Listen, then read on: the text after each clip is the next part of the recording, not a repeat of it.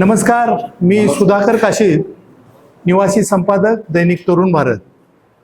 गेले 1-2 वर्ष झालं आम्ही असा एक उपक्रम राबवतो दर आठवड्याला, की त्या आठवड्यात एखादी घडलेली मोठी घटना असेल, एखादा प्रसंग असेल, म्हणजे राज्यात, जिल्ह्यात, शहरात, तर याची बातमी येते, त्या प्रसंगाची, त्या घटनेची बातमी येते सगळीकडे. त्याच्यावर आग्रह लेख येतात, विशेष लेख येतात, पण तो विषय सर्वांना सर्व अंगानं समजत नाही. मला जसा जाणवला तसा मी लिहिलेला असतो. कधी टीकात्मक लिहीन मी, कधी कौतुक करीन असं.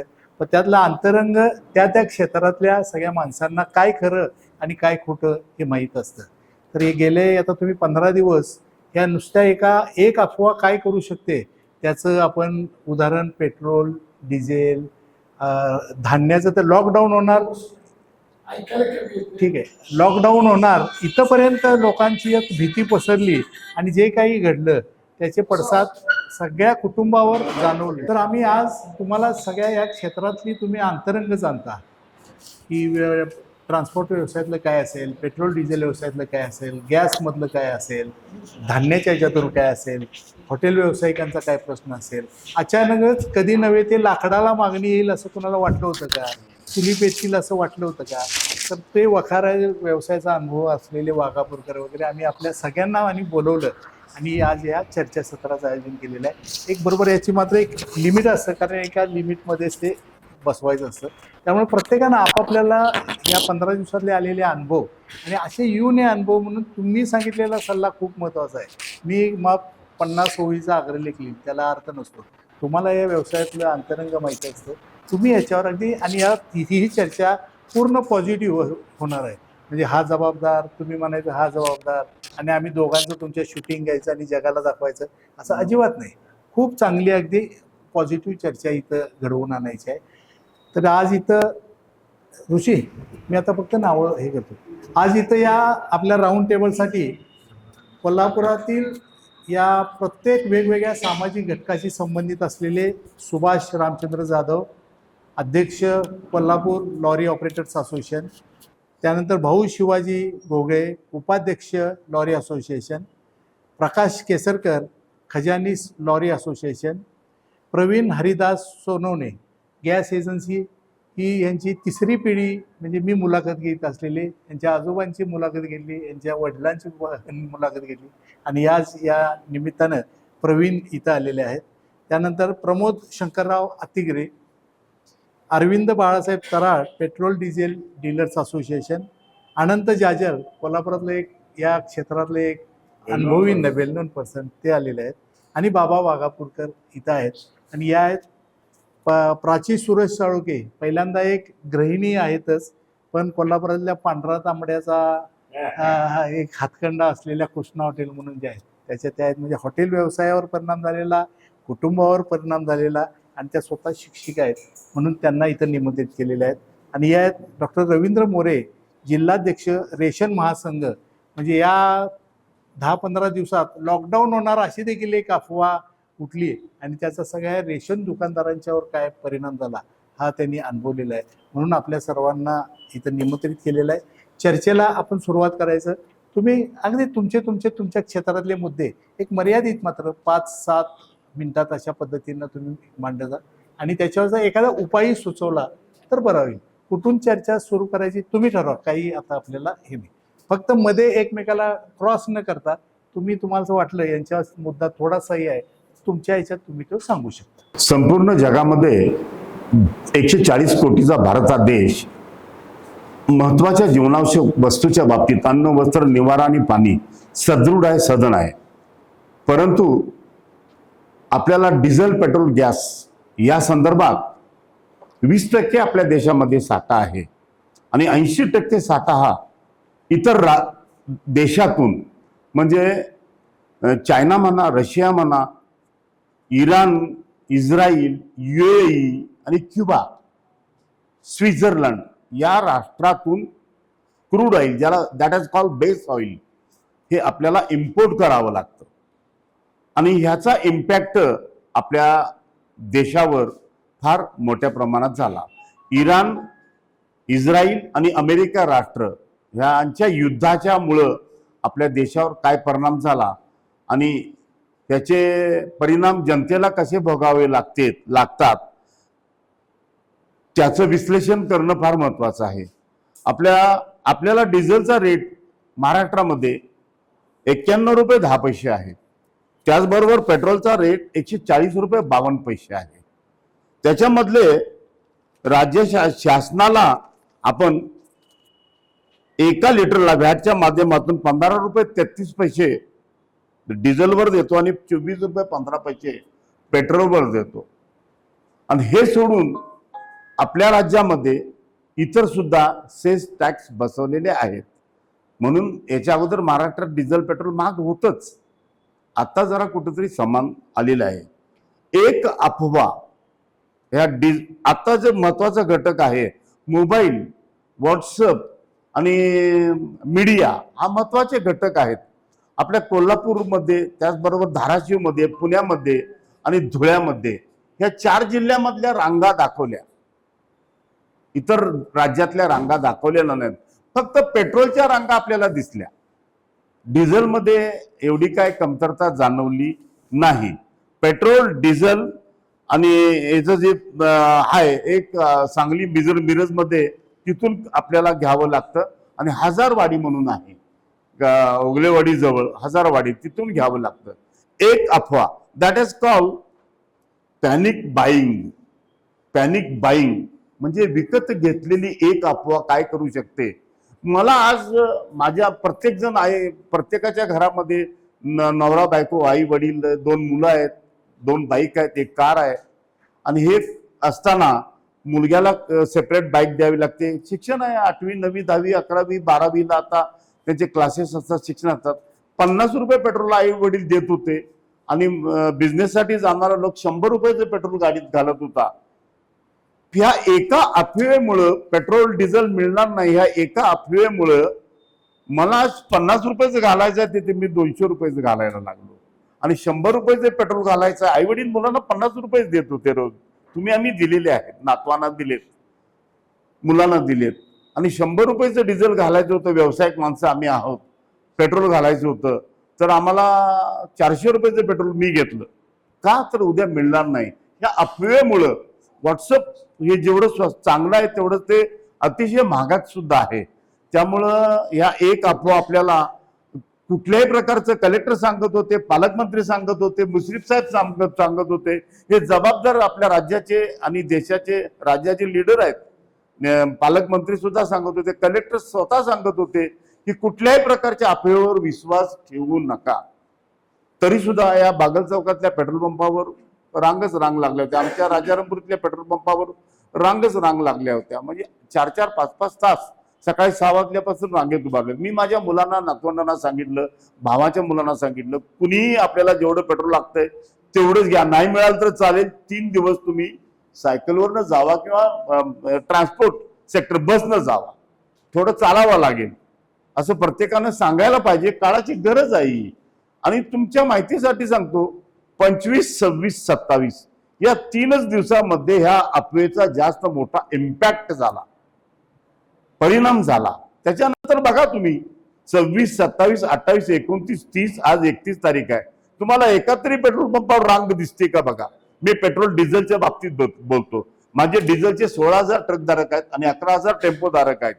कुठल्याही डिझेल पेट्रोलच्या म्हणजे टेम्पोधारकांना, ट्रकधारकांना मला डिझेल मिळालं नाही असं सांगितलं नाही. आज गेल्या ह्या 25, 26, 27 तारीख सोडून 28, 29, 30, 31 पेट्रोल पंप रिकामे आहेत या म्हणतात. तुम्हाला एक अफवा किती संपूर्ण राज्यामध्ये, देशामध्ये, राज्यामध्ये, जिल्ह्यामध्ये, शहरामध्ये गोंधळ घालू शकते त्याचं हे ज्वलंत उदाहरण म्हणजे आता हे आपलं डिझेल, पेट्रोल आणि गॅसच्या संदर्भातलं आहे.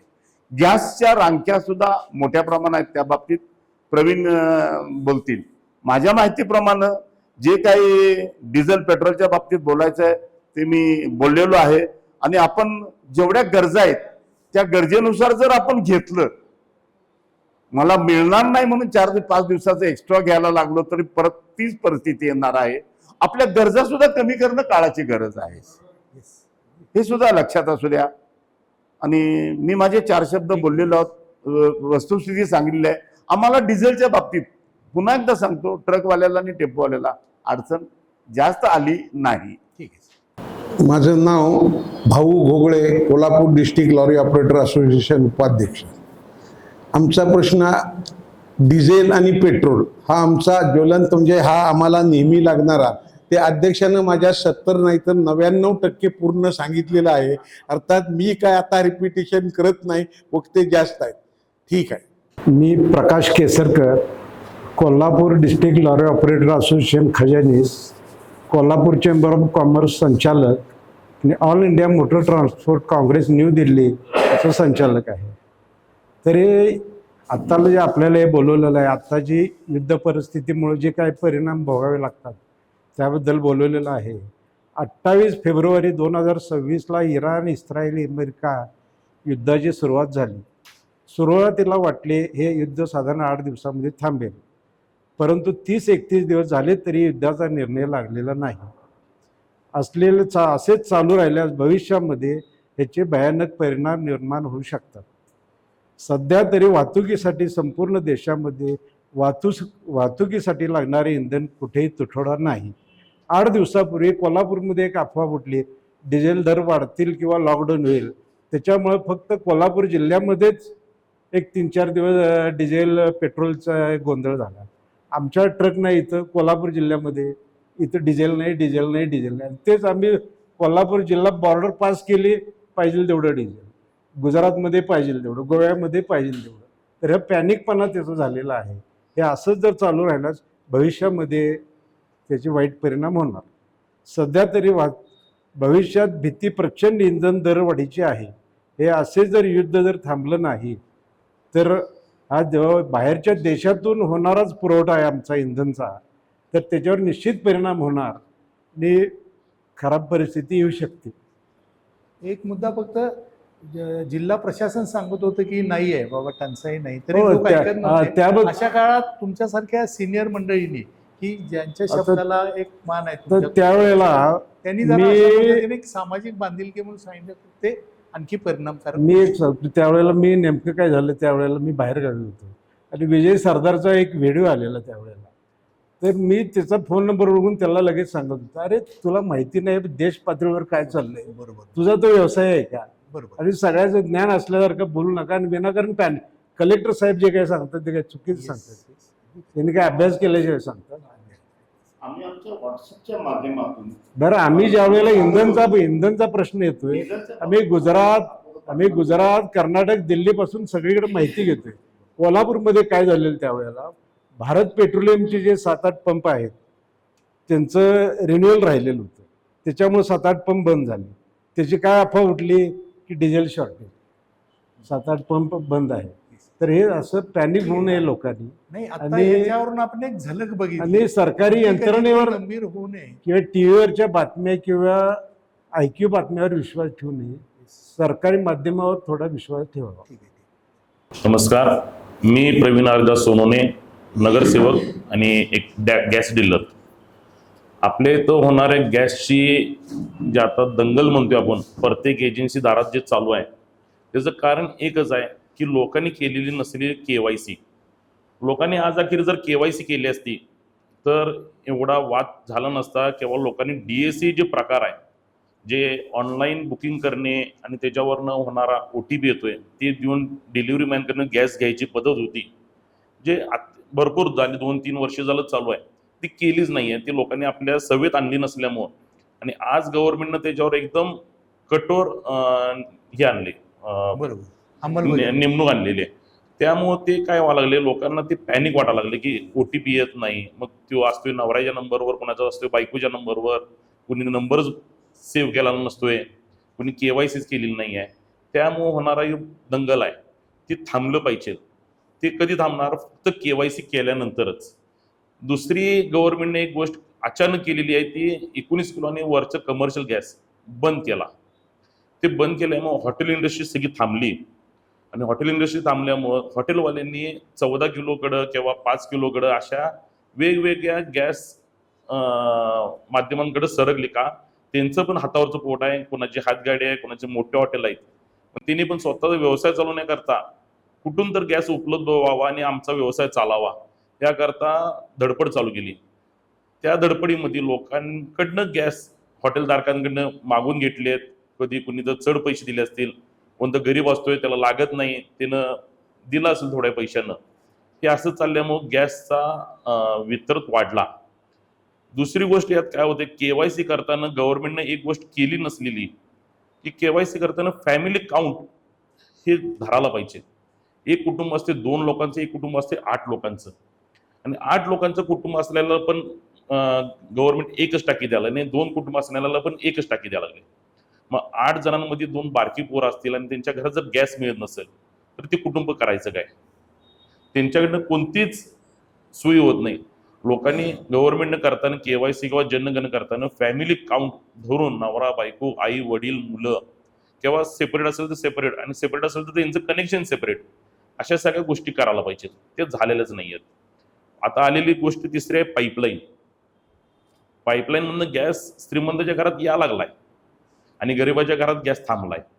त्याला काहीच गव्हर्नमेंट लावलेलं निबंधन नाही आहे. गव्हर्नमेंटनं पण काय करायला बोलतो, पाईपलाईननं पण त्याला सांगायला बोलतो बाबा 10 किलो गॅस वापरेन तू थांब. त्याला काही नाही तसं नियम. आणि गरिबाच्या घरात ती 10 किलोचा गॅस देणार म्हणतोय, ते 10 किलो 8 किलो म्हणत ती लोकांनी गॅस भरायला चालू केला. ती सोडून लोकांना भीती, आणि घरातली बाई जी पहिली गोष्टीला घाबरते ते गॅसला घाबरते.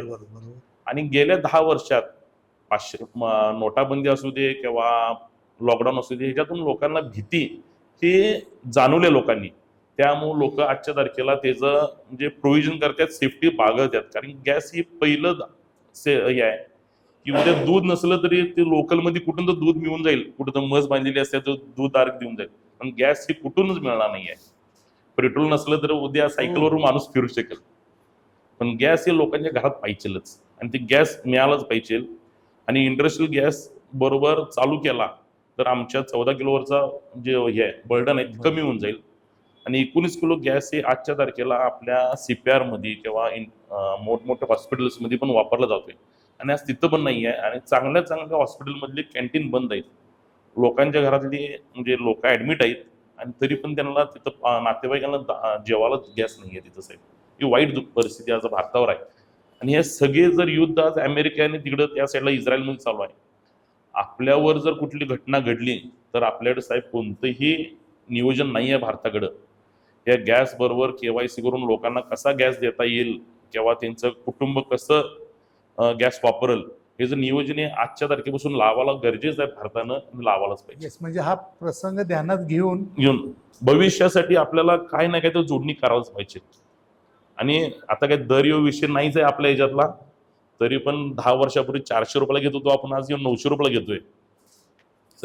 जर शासनाला जर दुप्पट पैसे मिळतात तरी पण त्या गॅसवरचं सोल्युशन निघत नसेल तर ही वाईट गोष्ट आहे.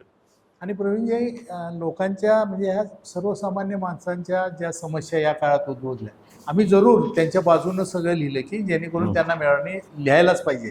पण तुम्हाला काय जाणवतं, हे आता KYCचं जे तुम्ही सांगितलं, ही माणसं हे तुम्ही तुमच्याकडून एखादी निवेदन जाते हे लवकर करा, लोक प्रतिसाद देत नाहीत त्या गळ्याला आल्याशिवाय. नाही, जोपर्यंत थांबत नाही तोवर करत नाही. हे DAC या गोष्टी पहिल्यापासून चालू आहेत. आणि ठराविक लोक वापरतात. ऑनलाईन पेमेंट करा. बरोबर. ऑनलाईन पेमेंट पण कशासाठी आपण म्हणतो साहेब की गिरायकाकडनं एजन्सीला पैसे मिळतील. मध्ये कुठेही मार्फत कुठेही पैसे म्हणजे युटिलाइज होऊ नये किंवा 2 नंबर होऊ नये, ब्लॅक होऊ नये, ह्या करता सगळ्या गोष्टी आहेत. हे ब्लॅक हे साहेब 70% कमी झालेला आहे व्यवसाय. 2014च्या आधी हे प्रकार जास्त होता, पण आता कमी झालाय. ब्लॅक नव्हता साहेब त्यावेळी 19 किलोचा व्यवसाय कमी होता. आता 19 किलोचा व्यवसाय वाढलाय. का वाढलाय? आपला दरच 900 रुपयेवर गेलाय. आधी 400 रुपये होता आणि 19 किलोचा दर जादा होता. आता जर 900 रुपये जर आम्ही देतोय, एक ग्राहक म्हणून आम्ही जर लोकांना पैसे शासनात पैसे 900 रुपये दिले तर आम्हाला गॅस तो मिळालाच पाहिजे. आणि गव्हर्नमेंटनं साहेब गेल्या 1.5 महिन्यात 3 वेळा हे बदललेत, पद्धत बदलली.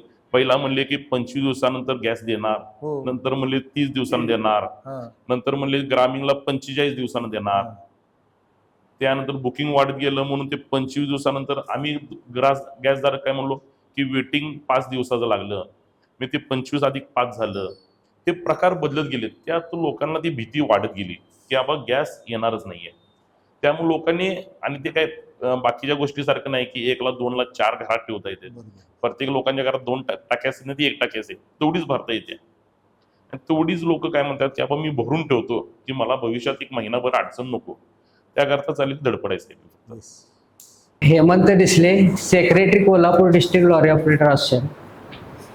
गॅस आणि पेट्रोलची टंचाई, आता गॅसची टंचाई झालेलीच आहे. साधारण मोरबीमधनं जे आपल्या टाईल्स येतात, मोरबीच्या पूर्ण टाईल्स बंद पडलेल्या आहेत गॅस नसल्यामुळं. आणि त्यामुळे यायला रिटर्न आम्हाला ट्रकला मालच मिळून झाला तिकडून. जे भाडं तिकडून 3100-3200 रुपये टन होतं, ते आज झाले 2500-2600 रुपये. आणि जायला भाडं वाढले आमचं. 1900 होतं ते साधारण आता 2200 पर्यंत गेलेलं आहे अहमदाबाद वगैरे. फक्त जर असंच जर राहिलं तर येताना रिटर्न आम्हाला माल मिळणार नाही. तेव्हा वाहतूक गुजरात लाईनची तर कोलमडण्याची शक्यता आहे. कारण पूर्ण गॅस नसल्यावर टाईल्सच्या पूर्ण फॅक्टऱ्या बंद आहेत. आता जो माल येतो ते स्टॉक ज्यांचा आहे बरोबर. शिल्लक, म्हणजे त्याचा बांधकामावरही परिणाम होणार. टाईल्स मिळणारच नाहीत. आणि आता टाईल्सवाल्याने रेट वाढवलेतच युद्धाचं कारण सर. तसंच स्टीलचं वगैरे पण तसंच आहे, रेट वाढवायलाच लागलेत की बाबा युद्ध चालू आहे. हा एक विषय. मी प्रमोद शंकरराव अतिगिरे कावणीकर म्हणून आम्हाला प्रसिद्ध आहे. आमचा लाकूड व्यवसायाचा धंदा आहे. हा धंदा माझ्या अंदाजानं तरी 90 वर्षापूर्वीपासून आमचा आजोबा आमचे बघत होते, त्यावेळेपासून आम्ही चालू ठेवलेला आहे. आत्ता फक्त ह्या 5-10 वर्षात आम्ही जिवंत ठेवलेला आहे. तो जिवंत ठेवलेला आहे म्हणजे सध्या गिराईक नव्हतं, ह्या 15 दिवसात एकदमच कुठनं गिराईक आलं काय कळालं नाही. पण मागणी वाढली, पण खालनं जे कोकणमधनं जे सप्लाय व्हायचा ते कमी झाला. कारण ह्याला बरीच रिस्ट्रिक्शन आहे. बरोबर आहे, बरोबर. म्हणजे वन विभागाचं जे पहिलं रिस्ट्रिक्शन आहे, ह्याचा पास ज्या वेळेला आम्हाला येतोय तो आम्हाला ह्याच्यातनं येतोय, जे नागपूरमधनं त्यांचा सँक्शन होतोय असं ते म्हणतात. आम्हाला माहित नाही त्यातलं, का त्या पासावर त्याचा फोटो येतोय ट्रकचा. म्हणजे एवढी परवानगी त्याला घेतल्याशिवाय ती गाडी तिथनं निघू शकत नाही. गाडी त्या पासवर त्याला फोटो, म्हणजे सगळे त्याचा गाडीचा ड्रायव्हरचा नंबर वगैरे वगैरे सगळं येते त्याच्यावर, गाडी नंबर वगैरे सगळं. आता मागणी वाढली, ते ह्या 15 दिवसात वाढली. जसं काही युद्ध चालू झालं, गॅस जराची टंचाई झाली. मला वाटत नाही एवढी काही गॅस टंचाई नसेल. प्रत्येकाकडे सिलेंडर आहे शिल्लक, फक्त स्पेअरला ठेवलेला आहे प्रत्येकानं. आता काही सिलेंडर कसे झाले, आता माझेच बंधू जाधववाडी तिथं आपलं जाधववाडीच्या तिथं कसं गॅस लाईन झालेले आहे. आता त्यांचं सिलेंडर काय करायचं, त्यांचं नावावर सिलेंडर आहे. ते सिलेंडर आम्ही घरात स्पेअरला आणून ठेवले फक्त. आणि लाकडाचा कशी मागणी होती, म्हणजे लोक कसं लाकडाची, म्हणजे आता सध्या ह्या 3-4 वर्षात ह्या लाकडाला घरघर लागलेली आहे. म्हणजे आम्ही सुद्धा बंद करायच्या विचारात आहे आता. कारण लाकूडच मिळत नाही, लाकूड मिळत नाही, त्यापेक्षा कामगार मिळत नाही त्यातले. पहिले कसं तुमचं कुऱ्हाडीनं लाकूड फोडत होते, आता मशिनरी आली, सोडा ते झालं, पण बाकीचा खर्च वाढला त्यामुळं. मग आता लाकूड तुमची जी विक्री झाली ती कशी म्हणजे मनावर टनावर कसं? मनावर विक्री असते. आता किरकोळ विक्री मनावर असते. मग ती काय दर होता या सगळ्या काळात? हे गेल्या वर्षी दर म्हणजे 5-10 वर्षापूर्वीपासून दर एकच आहे. म्हणजे तसा काय वाढला पण नाही आणि कमी पण झालेला नाही. साधारण बघा, हा 6 रुपये किलो होता, 5 ते 6 रुपये किलो होता. किलो आता 40 किलोचा एक मन, आता साधारण 300 रुपये. आता 300 रुपये, साधारण 300-350 रुपये आता झालं. कारण कसं झालं, खरेदीवर रेट वाढला आता. ठीक आहे. तो काय हा व्यवसायाचा भाग कसं आहे, ठराविक क्वालिटीचं लाकूड लागते ह्या जळणाला. कुठलं पण लाकूड चालत जरा नाही. सांगा ना, जळणाला कुठली लाकडं या जगासमोर येऊ दे घ्या अंतरंग्याचं काय, कुठल्या प्रकारचं लाकूड जळणासाठी, चुलीसाठी वगैरे? साधारण किंजळ म्हणून जात असते, कारवी येत नाही आता. जांभळ असते, नाना असते, ऐन असते. जांभूळ, किंजळ, नाना, जांभूळ, ऐन. म्हणजे साधारण ह्या प्रकारचं लाकूड हे जळणासाठी वापरलं जातं. म्हणजे आता कोकणात सुद्धा जे प्रोडक्शन होते की नाही, म्हणजे ह्याला काय लावायला कोण जात नाही, बरोबर, ऑटोमॅटिकच होते कोकणात. आणि कोळसा तरी आता काय आपला महाराष्ट्रातला कोळसा टोटली बंद झालेला आहे प्रोडक्शन. कोळसा आता आपल्याला तिकडे कर्नाटकात नाही येतोय आणि कर्नाटकात वृक्षतोड बंद आहे टोटली. बरोबर बरोबर. लाकूड सगळा फाटा आपला इकडे कोकणातनं तिकडे जातोय कर्नाटकाला. म्हणजे आता कर्नाटकामध्ये जे वीटभट्ट्या चालू आहेत त्या फक्त महाराष्ट्राच्या लाकडावर चालू आहेत आणि त्यामुळे दर वाढले, कारण तिथल्या परमिशन देत नाही ते गव्हर्नमेंट बरोबर. लाकूड तोडीला. आणि ह्या लाकडाचा तसा तो हिशोब ठेवणं, परवानगी घेऊन आणलेलं, बेकायदेशीर आणलेलं, नाही नाही या सगळ्या परवानगी अशा- हा ऑफिशियली पास येतोय. म्हणजे आता तुमचा ट्रक जर भरला तर त्याच्यात 25 घनमीटर लाकूड ते त्यामध्ये येते आणि टेप टाकतात डायरेक्ट. 18 फूट लांबी, 7 फूट रुंदी, बरोबर. आणि 10 फूट 7 ते 8 फूट उंची टेप टाकून नाही, बरोबर. गनफूटवर मेजरमेंट काढतात Just like वाळू, सिलिका सॅन्ड, construction sand. आणि आणि कोल्हापुरात किती आता वखारी चालू आहे? कोल्हापुरात साधारण की नाही माझ्या अंदाजानं हा एक साधारण 1200 वखारी होत्या पहिल्या. बर. आता माझ्या अंदाजानं 6 ते 7 वखारी चालू आहेत फक्त. आता माझी इथं जागेचा दर धरला, म्हणजे माझी जिथं वखारी जागेचा दर धरला तर 10,000 स्क्वेअर फूट जागेचा दर आहे आज. बरोबर की बरोबर. पण तू आता काय ते पिढीचा धंदा आहे. बरोबर. आता जे- 6 ते 5 ते 6 राहिले ना वखारी. होय, फक्त आता ही घरघर लागलेली आहे. बरोबर. आता उगाच हे युद्धामुळं जराशी पुन्हा जरा हे जराशी नवीन बुडबुडे आले म्हणायचे. बरोबर आहे बरोबर आहे. म्हणजे हे प्रवाह चालू झाला, पण हे प्रवाह काय लई दिवसाचा नसणार. बरोबर आहे. म्हणजे तुम्हालाही अंदाज आहे हे आता तेजी कायम राहील नाही नाही नाही नाही नाही, हे 10-15 दिवस जास्तीत जास्त. आणि कोळशाचे दर, आपला जो आजऱ्याचा कोळसा येत होता की नाही, तर जवळजवळ एक कोळसा जर काढला तर साधारण हा कोळसा संपूर्ण कोळसा असायचा, कारण हे किंजळ आणि आईंचा कोळसा असतो तो. आता जे कोळसा आहे तो ह्या कोळसा नाहीये आणि त्यात निम्मी वाळू मारणार, त्यात निम्मी वाळू समुद्राची त्यात. त्यात. म्हणजे कोळसा ऍक्च्युली जर दिसलं तर कोळशाचं पोतं साधारण 50 किलोच असणार, तर त्याच्यात जवळजवळ 20 किलो वाळू आहे आज. म्हणजे ही फसवणूक चालली आमची. राख आहे. पूर्वी कोळशाचे ट्रक यायचे आहे ना ते. कोळसा काय? गल्लीतनं विकायला लावायचे. कोळसा साहेब- होता असायचं. साहेब ते कोळसा जे होता की नाही, तर ओरिजिनल कोळसा होता ते. सावंतवाडी, मांदा होय. या भागात कोळसा जास्त. आता परवा मी एका इकडे गेलो तर आता हॉटेलवाले लाकूड नेऊन जाळायला लागलेत, पण त्यांना कोळशाचं कळतच नाही. ती काय म्हणतात माहिती आहे, कोळसा ह्याचं नाही हो, कोळसा मी वखारीतनं घेत होतो. ते कोळसा आता जे पडतोय की नाही त्याचा, ते विजवून ते कोडाळ्यात वाचायला लागले. कळतच नाही ना हे हॉटेलवाले, कॅन्टीनवाले त्यांना लाकडापासून पडलेला कोळसा ते टाकून द्यावा. टाकून दिले. मग त्याला मी सांगितलं, अरे म्हटलं ते काढून ठेव, तू टाकण्यापेक्षा माझ्या इथं आणून टाक, कोणाला तरी गरीबाला तरी आम्ही देईन, हाय तसा फुकट. पूर्वी ते इस्त्रीवाले तरी नेत होते हो होय, ना होय. इस्त्री. ते बंद झालं. नाही, त्यांना कोळसा लागतोय, पण त्यांना चालायचा कोळसा नसावा. शेगडी. शेगडीला नाही, नाही. बाहेर असायची.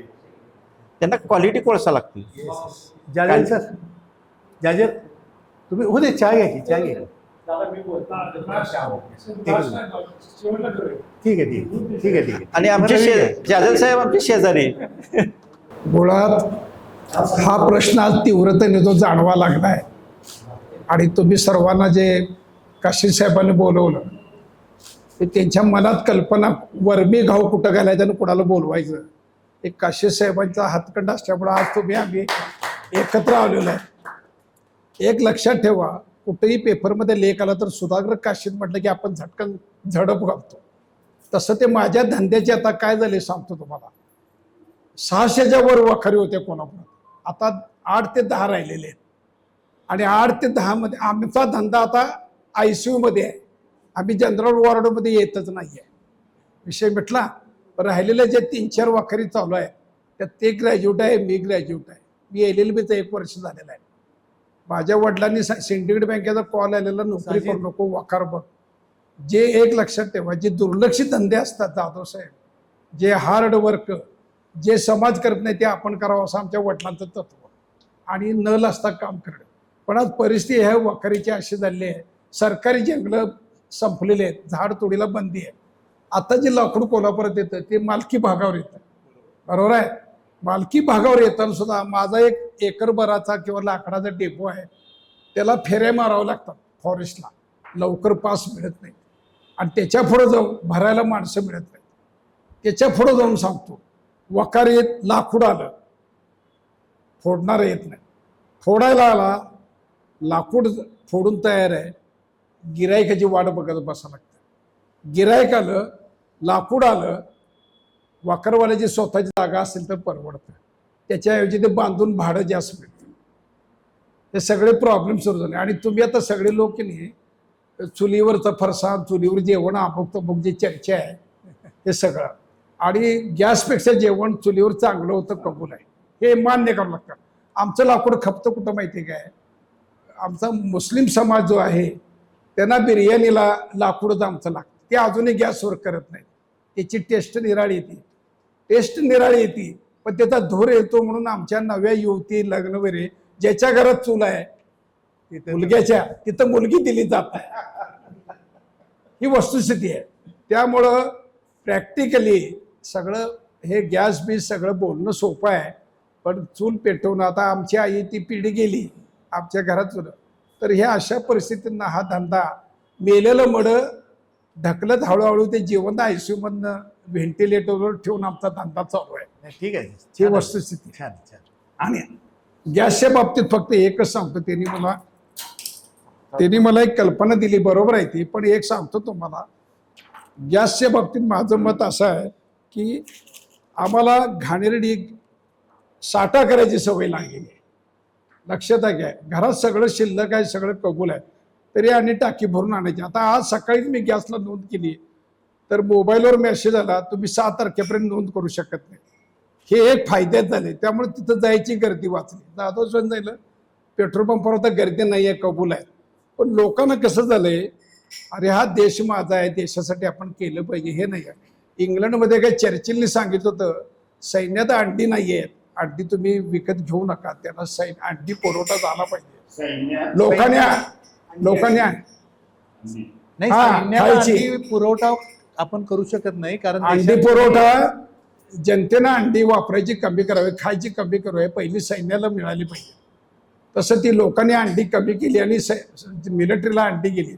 हे देशभक्त आमच्या देशभक्ती, देश माझा, हे जे आहे ना, हे आमच्यात नाही आहे, हे झालं पाहिजे. आणि आता ही जी परिस्थिती आता आहे, निदान मोदी साहेब आहेत म्हणून निदान ते हाताळण्यात यशस्वी झालेत, असं माझं प्रामाणिक मत आहे. ठीक आहे. दैनिक तरुण भारतच्या या राऊंड टेबलसाठी आम्हाला बोलवलं. मी डॉक्टर रवींद्र मोरे, जिल्हा अध्यक्ष रेशन दुकानदार व रॉकेल विक्रेते महासंघ. आपण आज जो हा राऊंड टेबलचा विषय घेतलेला आहे, भविष्य काळामध्ये अफवा आणि अफवासारखी परिस्थिती निर्माण झाली तर त्याच्यावर काय सोल्युशन काढले पाहिजे, हा अत्यंत चांगला विषय या ठिकाणी घेतला, जेणेकरून समाजामध्ये जागृती निर्माण होईल. आणि आज जे काय गेले 8 दिवस जे पॅनिक परिस्थिती निर्माण झालेली आहे, त्याच्यावर कशी मात करता येईल, ह्यासाठी आपण समाज जागृतीचं वेळोवेळी काम केलेलं आहे. आणि ह्या त्यातलाच एक मुद्दा, एक अस्त्र असं मी समजून या ठिकाणी आपण बोलवलं, त्याबद्दल मी धन्यवाद मानतो दैनिक तरुण भारत संवादचं.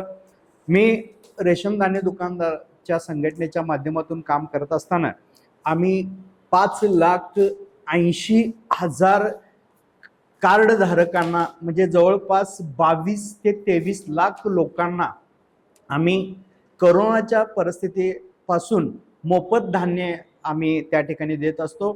त्यामध्ये गहू आणि तांदूळ हा पूर्णपणे मोफत दिला जातो. आमच्या 1570 रेशन दुकानदारांच्या माध्यमातून शहरी भागातील असो, खेड्यापाड्यातील लोक असो, वाड्या वस्त्यामधील लोक असो, यांच्यापर्यंत आमचा हा दैनंदिन संवाद येत असतो, संपर्क येत असतो. आज जी परिस्थिती निर्माण झालेली आहे, यामध्ये आमच्याकडे जो येणारा कस्टमर आहे किंवा ग्राहक आहे, हा प्रामुख्यानं स्त्रियांची संख्या जास्त असल्याने त्यांच्याकडून ज्या बातम्या व्हायरल होतात, या सोशल मीडियापेक्षा जास्त हे मोठ्या फास्ट त्याचे हे होत असते. आणि मग त्या आम्हाला, आमच्या जे दुकानदार असतील त्या ठिकाणी ते एक बंधू म्हणून आम्हाला समजून आमच्याकडून ते माहिती घेण्याचा प्रयत्न करत असतात. त्यामध्ये मी बऱ्याच सर्वच दुकानदारांना आमच्या सोशल मीडियाच्या माध्यमातून ग्रुपच्या माध्यमातून मी स्पष्ट सूचना दिलेल्या आहेत. अशी जे काय परिस्थिती निर्माण होत्या असते आपत्कालीन परिस्थिती, त्यामध्ये आपण देश हितासाठी आणि समाजाच्या हिताच्या दृष्टीनं जास्तीत जास्त लोकांना जागृत करणे, जे आज दैनिक तरुण भारत करणार आहे, ते आम्ही दादा आपलाच आदर्श घेऊन हे आम्ही बऱ्याचदा करण्याचा प्रयत्न करत असतोय. पूर परिस्थिती असू देत, करोनासारखी परिस्थिती असू देत, किंवा अन्य कोणत्याही संकटाच्या काळामध्ये आमचा हा रेशन दुकानदार हा सर्वप्रथम त्या ठिकाणी पब्लिकला फेस करतो, ग्राहकांना फेस करत असतो. अफवा ही आमच्यावरच्या बऱ्याचदा मोठ्या मोठ्या घडलेल्या आहेत आमच्या बाबतीत सुद्धा, आणि त्यातून सुद्धा आम्ही या संघटनेच्या माध्यमातून मार्ग काढत असतो. गॅसला जो पर्याय हा द्यावा, हा कोल्हापूर जिल्हा रास्त भाव धान्य दुकानदार रॉकेल डेपो धारक संघटनेनं सर्वप्रथम या राज्यामध्ये सुचवलेला आहे. आपण सुचवलंय की पूर्वी इंधनाचं जे स्वयंपाकाचं साधन होतं, गॅसला पर्याय, गॅस हे चांगली गोष्ट आहे, पण त्याची जी क्षमता आहे किंवा ते संपलं कसं करणार गृहिणीला, किंवा आता बुकिंगच्या टर्म्स अँड कंडिशन घातल्यात अट घातलेली आहे 45 दिवसाची. 45 दिवसात संपणार हे सामान्य स्त्रीला किंवा एखाद्या गृहिणीला लक्षात येत नाही. मग ते संपला तर ऐन वेळेला काय करायचं, हे जे तिची पॅनिक किंवा मनस्थिती आहे, त्यामधून हे लोक जनतेमध्ये बाहेर पडलेले आहेत. 45 दिवसाचं संपल्यानंतर तिला कधी मिळणार, एक 5 दिवसांनी मिळेल गॅस.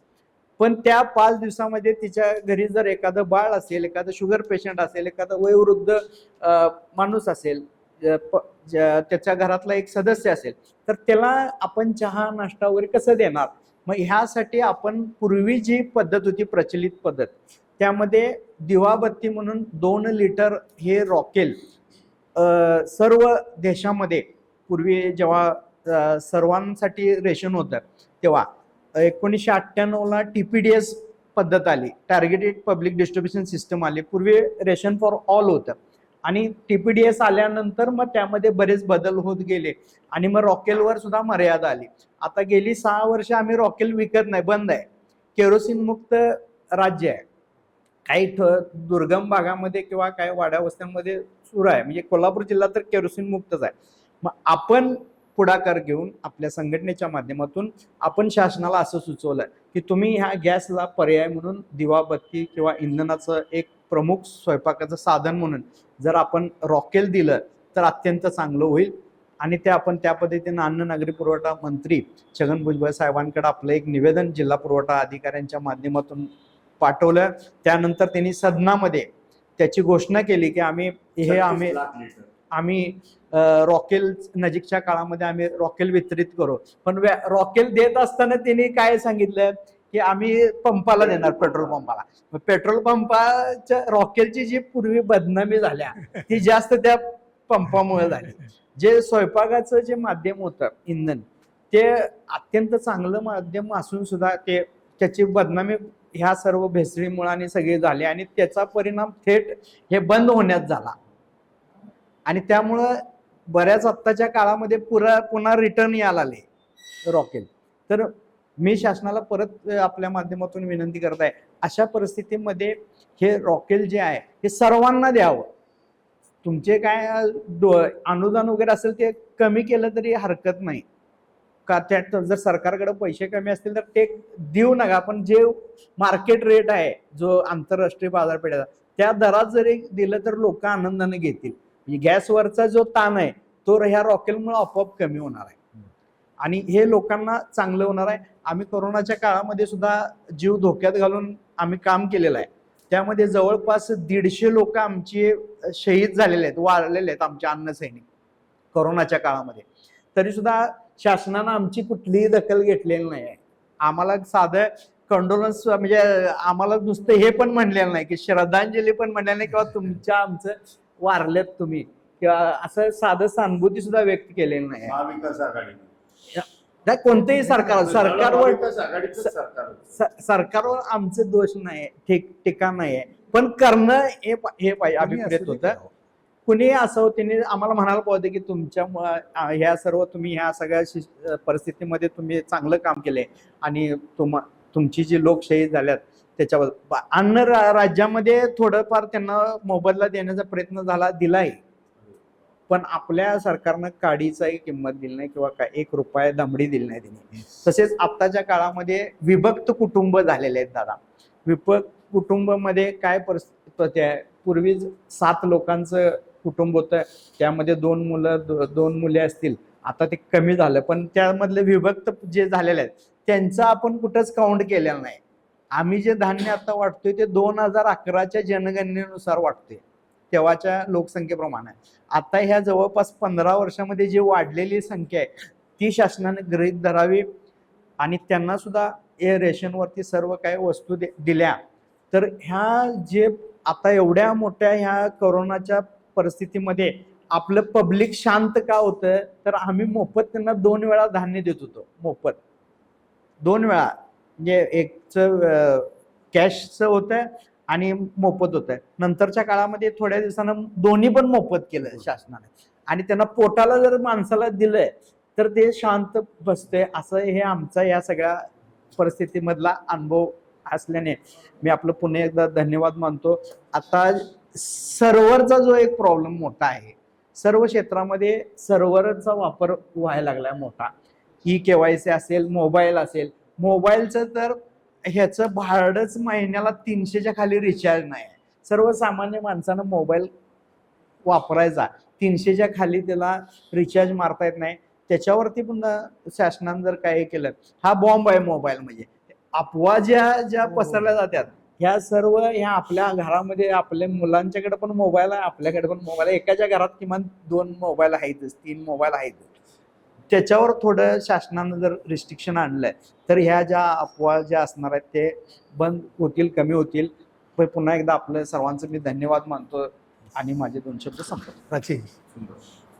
नमस्कार, मी प्राची ठोंबरे साळोखे. प्रथमतः मी सुधाकर काकाच म्हणते त्यांना, त्यांचं मनापासून धन्यवाद देते त्यांना की तरुण भारत सारख्या एवढ्या मोठ्या प्लॅटफॉर्मवर एवढ्या मोठ्या लोकांच्या मध्ये मला बोलण्याची संधी दिली, त्यामुळे त्यांचा मनपूर्वक आभार.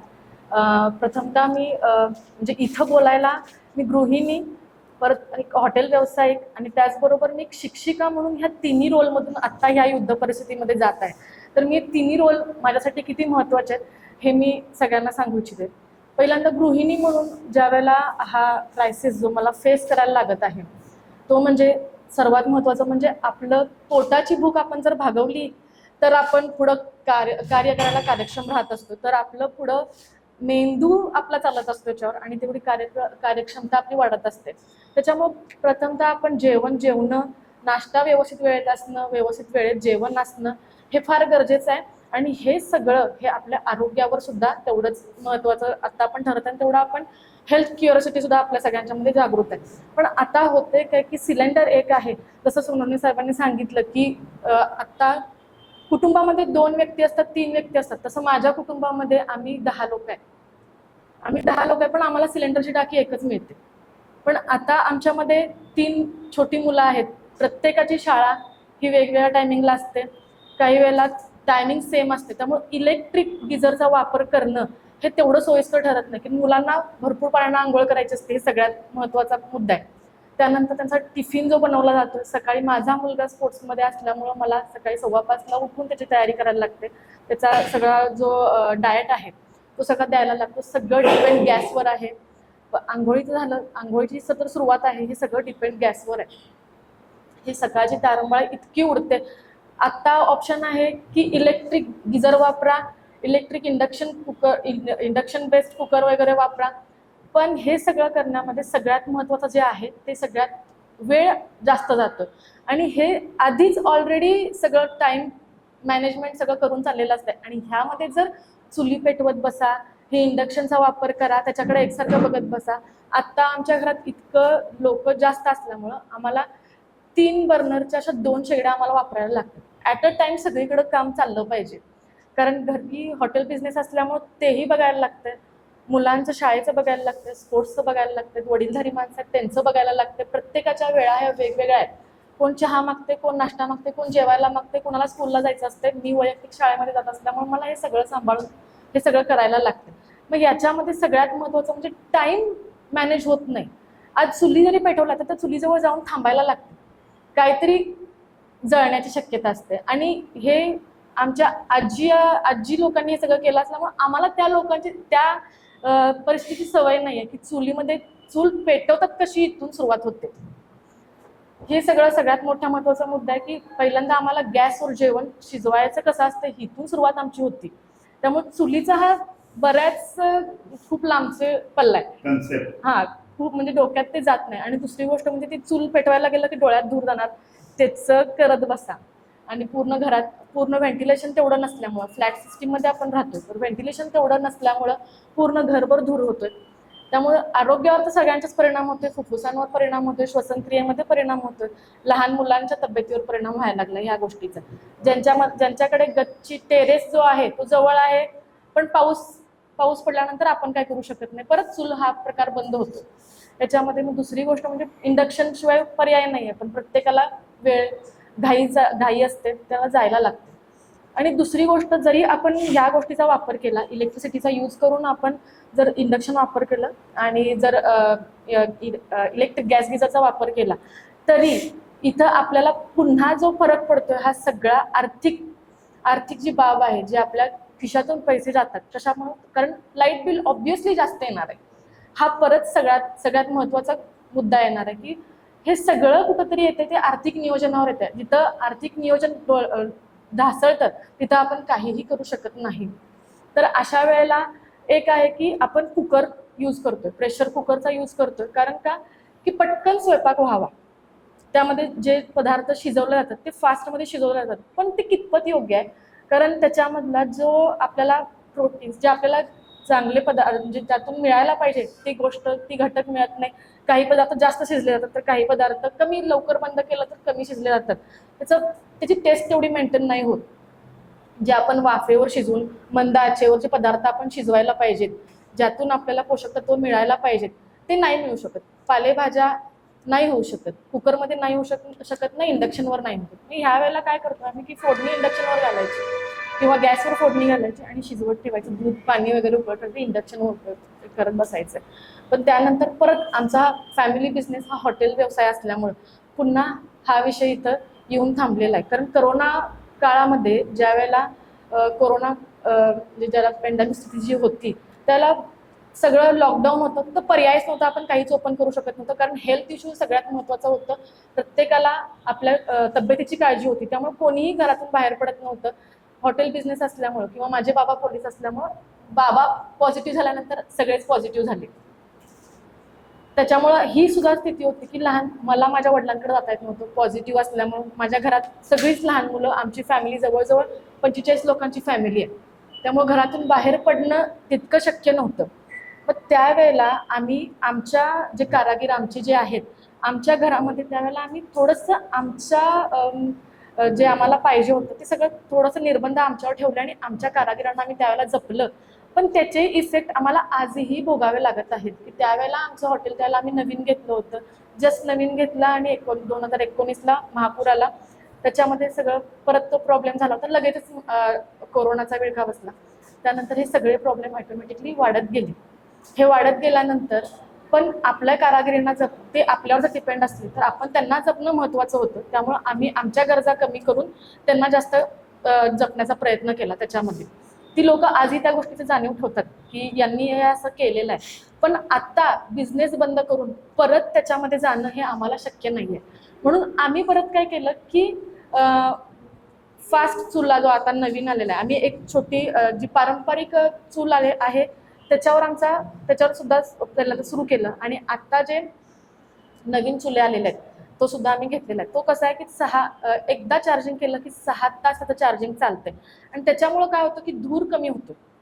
धूर कमी झाल्यामुळे ऑटोमॅटिक तुमच्या डोळ्यामध्ये धूर जाणार नाहीये.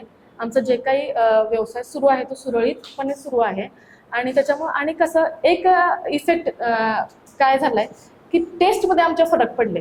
आणि असं एक पब्लिसिटी म्हणा किंवा एक ॲडव्हर्टायझिंग की चुलीवरचं जेवण इथं मिळतं, त्याच्या टेस्टमध्ये खरोखरच फरक पडलेला आहे. परत कसं होतं की ज्या बाकी लेडीज कारागीर आहेत त्यांना चपाती भाजण्याचा वगैरे जो प्रॉब्लेम होतोय, डोळ्यामध्ये धूर जाणं, मग ह्याच्या वेळेला आम्ही काय करतो की दिवसाला आम्हाला 1 सिलेंडर जिथं लागत होता तिथं आम्हाला 6 दिवसामध्ये 1 सिलेंडर लागायला लागला. मग यावेळेला आम्ही काय करतो, गो गॅस वगैरे जे 5 किलोचे गॅस वगैरे आहेत ते आम्ही त्याचा यूज करत आहोत.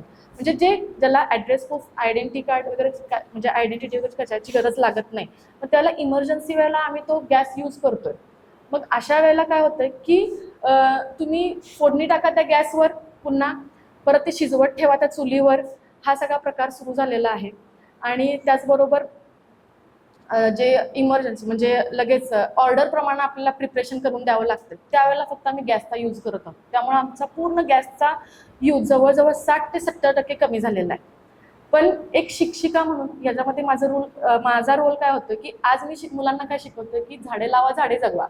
आज आम्ही पेन्सिल सुद्धा मुलांना यूज करताना काय सांगतो की शेवटला ते बिया असलेल्या पेन्सिली नवीन निघालेत, तुम्ही ते यूज करताना ते करा. म्हणजे तुम्ही ज्यावेळेला ते तुमचे टर्फ वगैरे सगळे टाकताय त्यावेळेला ते एखाद्या कुंडीत टाका, त्यातून नवीन झाडाची निर्मिती होते.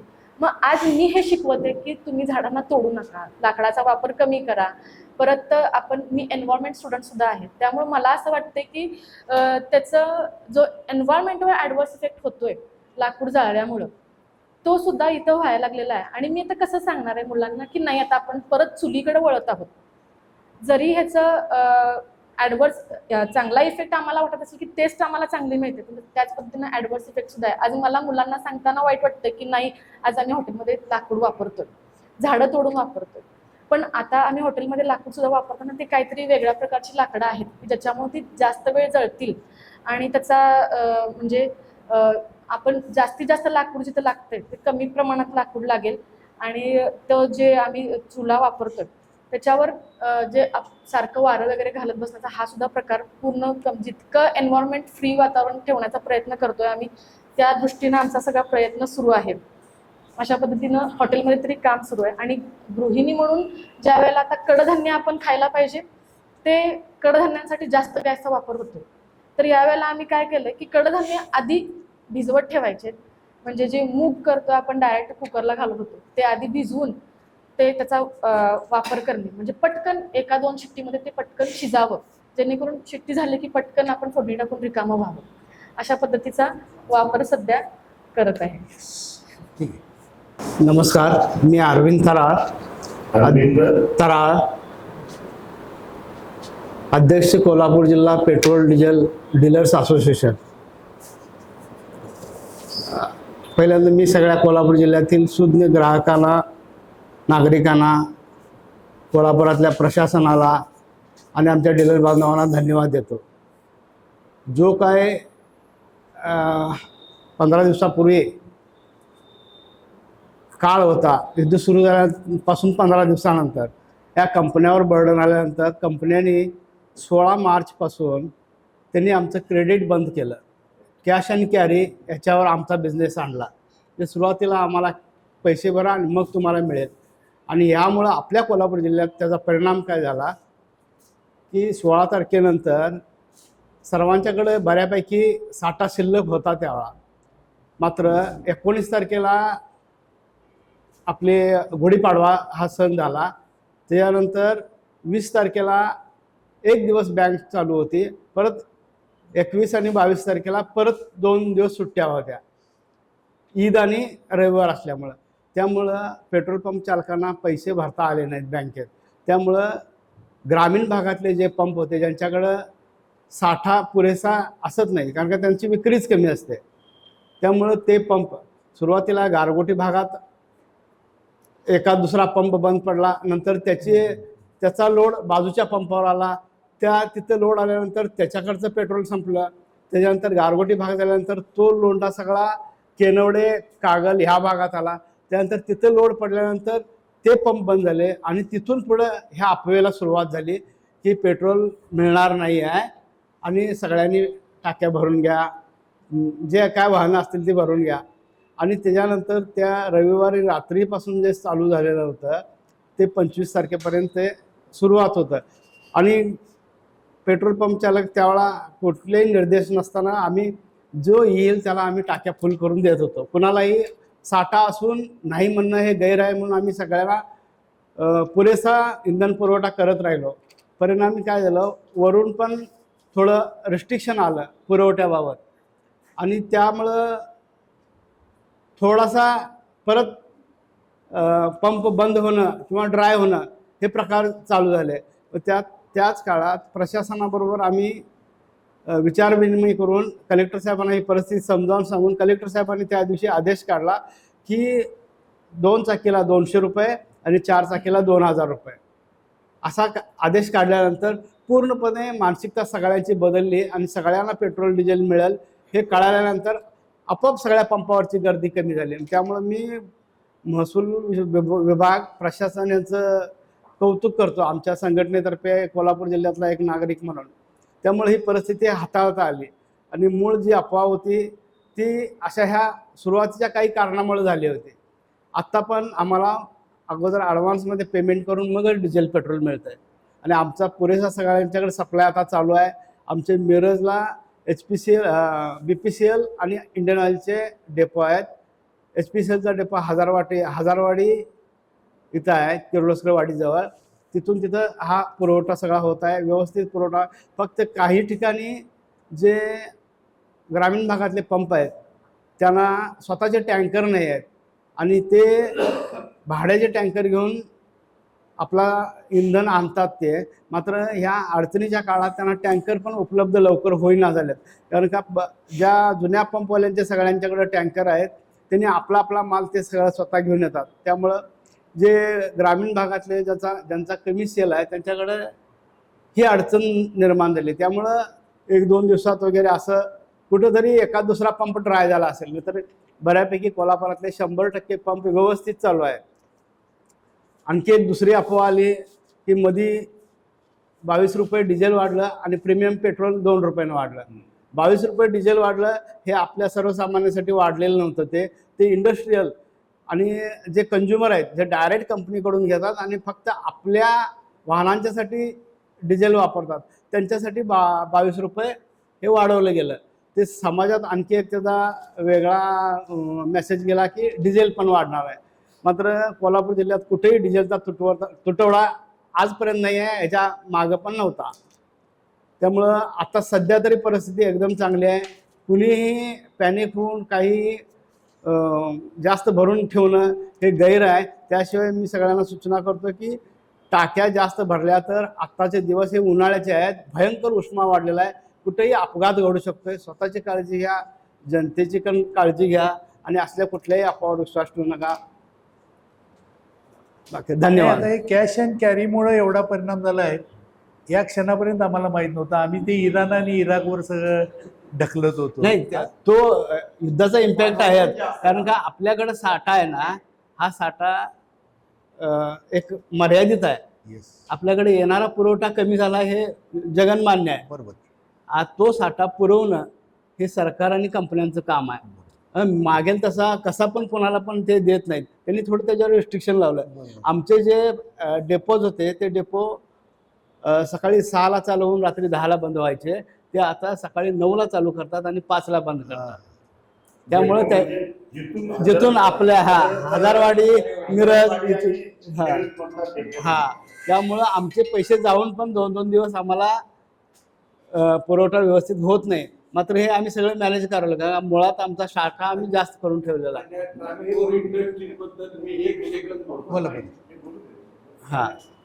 तर ते बऱ्यापैकी सगळ्यांच्याकडे आमचा साठा आम्ही पूर्ण ठेवलेला आहे. कुठेही कुठलाही पंप ड्राय होऊ नये यासाठी आम्ही DSO मॅडम यांच्याबरोबर म्हणजे संपर्कात आहे त्यांच्या.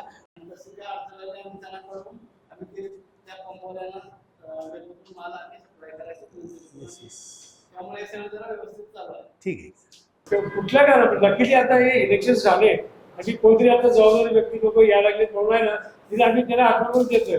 काही वेळा त्यांना मी समोर दाखवतोय, पाईपलाईन इथं आहे, घरावर झालेली आहे, तिथं एवढं चालू केलं तर तिथे गर्दी होणार काय. गॅसच्या बाबतीत बोलतोय, गॅसच्या बाबतीत सर प्रत्येक गल्लीमध्ये पाईपलाईन घातलेली आहे. SPCLचं गॅस सगळीकडे पाणीची सर थोडं एजन्सीवरती अडचणी येतात. आज आता माझं रॉकेट चालू होतं, रॉकेट बंद झालं. त्यांनी आम्हाला प्रॉमिस केलं होतं की आम्ही तुम्हाला गॅसचं एजन्सी देऊ, आम्हाला दिलं नाही. जे बोलतात ते खोटंच बोलतात, खरं कधी करतच नाही. अगदी 100% नाही. म्हणजे जे या लोकांचं आहे ना, कुठं आता मी ज्यावेळेला ही खुर्ची सांभाळत होतो ना, तर काही वेळेला नाशिकमध्ये काहीतरी घडलं, कोणीतरी काचा फोडले, पंपावरती अमुक झालं तमुक झालं, तर तो प्रेसवाला लगेच मॅडेला, सर ह्याच्याबद्दल तुमचं काय म्हणणं आहे? पहिल्याबद्दल कुठं झालंय? नाशिकमध्ये. कोल्हापुरात काय झालंय? कोल्हापूर तिथं झालंय, इथं कशाला पेटवायला लागलंय? बस ना, तू तुझ्या गावाचं बघ ना तिथं.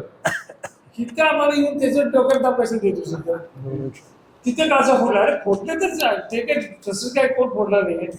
काहीतरी किरकोळ झालं असतं आणि फक्त नको ते बातम्या द्यायच्या. पर्टिक्युलरली महाराष्ट्राला जमत नाही की जे योग्य असेल ते सांगायचं, नाही ते दोन ठेवलं. आणि सर पहिल्यापासून सेव्ह ऑइल मी तरी म्हणजे स्टार्ट केल्यापासून पहिल्यापासून सांगत आलं तेल बचाव. आणि त्याच्यासाठी माझं भले तेलाच धंदा होता, पण मला माहिती आहे की आम्ही डॉलरमध्ये भरायला लागलोय.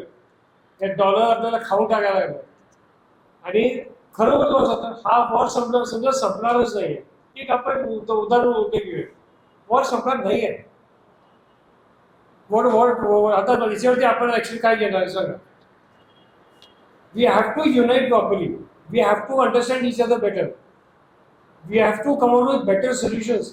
नो डाऊट आतापर्यंत ही सगळं खेळ सगळं झालाय ना, ती वेळ निघून गेलेली आहे. पण आता जर हे वॉर सपोर्टला नाही ते लोक, ते जपानला जसं केलं तसं ते आता याचे कारण निघाले. आज करोडो लोक रस्त्यावर यूज करते आणि ते खोळते काय ते वाक्याला येणं झाले, तरी पण त्याला अधिकारच आहे हे करायला. कसले लोकांचे अधिकार मिळाले. करोडो लोक रस्त्यावरती आलेले आहेत आणि हा वर्ग आपलं वाटेल दररोज सकाळी वेगवेगळे. It is wrong. कुठेतरी you have to find a different method. You cannot create dictatorships. हे आपल्या चुका आपल्या आहेत. आपण लोकांना कसं ते वाऱ्यावरती सर्व केलं ना, एवढं चढवायची सर्व नाही आहे. त्याला पण त्याची जागा दाखवायला पाहिजे. बाबा अधिकार तिथंच आहे. कारण चुकीचं होतं बघा, आज किती लोक मारायला लागले. माणसाला मारायचं साधं आहे. आज इथं आपण लोक कधी कोणाला मारायला विचार करतो, तिथे दाखवायला पण तो मारायला चालू आहे. मानवाधिकार मानतात, याला मानवाधिकार आम्हाला शिकवतो. टोलच्या मनानं आता नॅशनल हायवेला जर माझी गाडी, आता तुमची गाडी जर कार न जाता तर 80च्या पुढे गेली की लगेच रुपये कॅमेरे तिथं आहे, लगेच क्लिक केलं की नाही की तुमचं लगेच मोबाईलवर वाउचर आलं 500 ते 1000. तसे माझ्या गाडीला एका गाडीला माझ्या 15 गाड्या, एका गाडीला 2-2 लाख रुपये असं हे आलेलं आहे.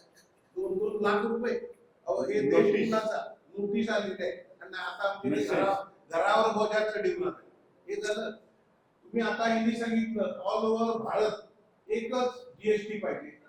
आमचा महाराष्ट्र 12% जीएसटी वेगळा घेतोय आणि सेंट्रल गव्हर्नमेंट वेगळा करतोय. हे डिझेल पेट्रोल जे तुम्ही विकता तुम्हाला माहिती आहे ना, मग हे डिझेल पेट्रोल हे अनाठाई पैसे जीएसटी सरकारनं काय केलं, डिक्लेअर 1 प्रोडक्ट 1 जीएसटी. परत जीएसटीला माल विकायचा नाही. बरोबर आहे की नाही? प्रॉफिटला सेट ऑफ देऊन प्रॉफिटला जीएसटी घेऊ दे, हे मत आहे. आम्ही हप्ता टोल आम्ही देतो. मी माझ्या गाडीला 20,000 रुपये नॅशनल टॅक्स एका गाडीचा 1 वर्षाला आणि 20,000 रुपये होम टॅक्स एका गाडीचा 1 वर्षाचा. बरोबर आहे? हे 40,000 रुपये. आणि जाऊन यायला टोल जो आहे की नाही, 15 आणि 30,000 टोल.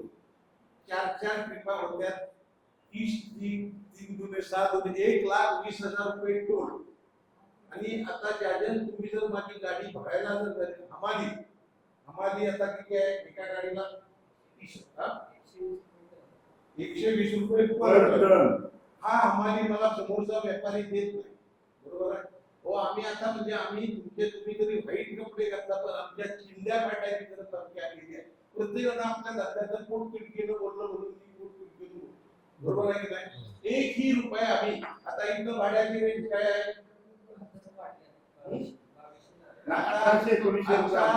20 रुपये इथनं पर टन. माझी 30 टनाची गाडी 20 टन इथनं पर टन. 20 टन पर टन घातलं तर 30 गुन्हे आमचा भाडं किती झालं? 60,000 रुपये. नाही 54, 55, नाही, नाही. 20 रुपये अगदी 2000 रुपये टन. आज या 2 दिवसात फक्त बँक बंद होणार म्हणून फक्त वाढवाडी वाढली. बरोबर. नाहीतर या बापऱ्यांनी आम्हाला लुटून खाल्लेलं आहे. लुटून खाणं तुम्हाला सांगतो, हे सगळे आमच्या पदरचे टॅक्स भरायचे. आम्ही आता 5 वर्ष आम्ही झगडतोय की हमाली आमची कॅन्सल व्हावी, हमाली त्याचा माल त्याचा बरोबर आहे. आम्ही माल इथनं गाडीत भरायचा, आमच्या पाठीवरनं भरायचा, लोडिंग करायचा आणि त्याला पाठीवरनं लोडिंग करून त्याला गोडाऊन मध्ये द्यायचं. हा कुठला नाही आहे. या केंद्र शासनानं आणि महाराष्ट्र शासनानं आमच्या ट्रकवाल्याला लुटलंय. एक दिवस मी गाडी जर बंद केली की नाही, एक दिवस फक्त संपूर्ण देशाचं दळणवळण बरोबर आहे. दूध सुद्धा त्या माता माझ्या मुलांना माता भगिनींना दूध सुद्धा मिळणार नाही. बरोबर आहे. ही आमची एवढी स्ट्रॉंग इंडस्ट्री असून जिथे आता संबंध आहे. कुमारी माझे दोस्त आहेत. 12 ट्रक उभा करून लुटून भारत बँकचे 12 ट्रक ते चालू करायचं काम. काय केले म्हणलं? विकले. गाड्या चालून भिजून मरण्यापेक्षा उभं राहून काही इतक्या किमतीला विकल्या. माझ्या 11 गाड्या विकल्या इतक्या किमती. टँकर चालू आहे म्हणून कोल्हापुरातले मालकाचे कुठे टँकर कोणी जेवलेले नाही. म्हणून आमच्या ट्रकवाल्याला सगळ्यांनी सगळे पैसे आज धंदा करताना भेटेल. मला माहिती आहे धंदा करायला आपण धंदा का करतो, त्या पैसे मिळतो. आम्ही रद्दल केलो. आमची जो MA आहे माझा अध्यक्ष आणि ह्यो ड्रायव्हिंग करतो ट्रक नॅशनल हायवे बरोबर आहे. नोकरी होती बरोबर आहे. आम्ही सुद्धा सगळे फील्डवर काम केलेलं आहे. आम्ही आता आमच्या धंद्यावर आम्ही ट्रक धंद्यावर आम्ही सुखी नाही. पण इतर वेळा पोरांना म्हटलं कुठंतरी काहीतरी तुम्ही इतर धंदे करा, ट्रक धंदा करू नका. पण नावं ठेवणार आम्हाला म्हणून मला म्हणतात कोणतरी व्यासपीठावर कशाला बोलतोय, गाडी काय घोडा तुझा म्हणून मी परत 14-15 तास मला काय गाडी म्हणजे आ बैल मुगे